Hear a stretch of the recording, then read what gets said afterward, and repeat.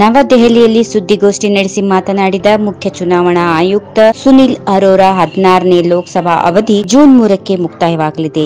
7 ಹಂತಗಳಲ್ಲಿ ಚುನಾವಣೆ ನಡೆಯಲಿದ್ದು ಮೇ 23ರಂದು ಚುನಾವಣೆ ಫಲಿತಾಂಶ ಪ್ರಕಟವಾಗಲಿದೆ. ಏಪ್ರಿಲ್ 11ರಂದು ಮೊದಲ ಹಂತದ ಮತದಾನ, ಏಪ್ರಿಲ್ 18ರಂದು ಎರಡನೇ ಹಂತದ ಮತದಾನ, ಏಪ್ರಿಲ್ 23ರಂದು ಮೂರನೇ ಹಂತದ ಮತದಾನ, ಏಪ್ರಿಲ್ 29ರಂದು 4ನೇ ಹಂತ, ಮೇ 6ರಂದು 5ನೇ ಹಂತ, ಮೇ 12ರಂದು 6ನೇ ಹಂತ ಹಾಗೂ ಮೇ 19ರಂದು 7ನೇ ಹಂತದ ಮತದಾನ ನಡೆಯಲಿದೆ. ಮೇ 23ಕ್ಕೆ ಚುನಾವಣಾ ಫಲಿತಾಂಶ ಪ್ರಕಟವಾಗಲಿದೆ. ಕರ್ನಾಟಕದಲ್ಲಿ 2 ಹಂತಗಳಲ್ಲಿ ಚುನಾವಣೆ ನಡೆಯಲಿದ್ದು ಏಪ್ರಿಲ್ 18ರಂದು 14 ಕ್ಷೇತ್ರಗಳಲ್ಲಿ ಹಾಗೂ ಏಪ್ರಿಲ್ 23ರಂದು ಇನ್ನುಳಿದ 14 ಕ್ಷೇತ್ರಗಳಲ್ಲಿ ಮತದಾನ ನಡೆಯಲಿದೆ. ಏಪ್ರಿಲ್ 18 ಈ 14 ಕ್ಷೇತ್ರಗಳಲ್ಲಿ ಚುನಾವಣೆ. ಚಾಮರಾಜನಗರ, ಮೈಸೂರು, ಮಂಡ್ಯ, ಬೆಂಗಳೂರು ಉತ್ತರ, ಬೆಂಗಳೂರು ದಕ್ಷಿಣ, ಬೆಂಗಳೂರು ಗ್ರಾಮಾಂತರ, ಬೆಂಗಳೂರು ಕೇಂದ್ರ, ತುಮಕೂರು, ಹಾಸನ, ದಕ್ಷಿಣ ಕನ್ನಡ, ಉಡುಪಿ, ಚಿಕ್ಕಮಗಳೂರು, ಕೋಲಾರ, ಚಿತ್ರದುರ್ಗ. ಇನ್ನು ಏಪ್ರಿಲ್ 23 ಈ 14 ಕ್ಷೇತ್ರಗಳಲ್ಲಿ ಚುನಾವಣೆ. ಚಿಕ್ಕೋಡಿ, ಸದಲಗ, ಬೆಳಗಾವಿ, ಬಾಗಲಕೋಟೆ, ಗುಲ್ಬರ್ಗಾ, ರಾಯಚೂರು, ಬೀದರ್, ಕೊಪ್ಪಳ, ಬಿಜಾಪುರ, ಬಳ್ಳಾರಿ, ಹಾವೇರಿ, ಧಾರವಾಡ, ಉತ್ತರ ಕನ್ನಡ,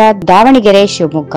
ರಾಜ್ಯದಲ್ಲಿ ಒಟ್ಟು 5,40,46,000 ಮತದಾರರಿದ್ದಾರೆ. ಈ ಬಾರಿ ಮತದಾರ ಮಾರ್ಗದರ್ಶಿಯನ್ನ ಪ್ರತಿ ಮನೆಗೂ ಹಂಚಲಾಗುವುದು. ಇದರಲ್ಲಿ ದಿನಾಂಕ, ಸಮಯ, ಬೂತ್ ಮಟ್ಟದ ಅಧಿಕಾರಿಗಳ ವಿವರ, ಮಹತ್ವದ ವೆಬ್ಸೈಟ್ಗಳು, ಸಹಾಯವಾಣಿ ಸಂಖ್ಯೆ, ಮತಗಟ್ಟೆಯಲ್ಲಿ ಗುರುತಿಗೆ ನೀಡಬೇಕಾದ ದಾಖಲೆ, ಮತದಾರರು ಏನು ಮಾಡಬೇಕು ಮತ್ತು ಏನು ಮಾಡಬಾರದು ಎಂಬ ಬಗ್ಗೆ ವಿವರಗಳನ್ನು ಇಂಗ್ಲಿಷ್ ಹಾಗೂ ಪ್ರಾದೇಶಿಕ ಭಾಷೆಗಳಲ್ಲಿ ನೀಡಲಾಗುತ್ತದೆ.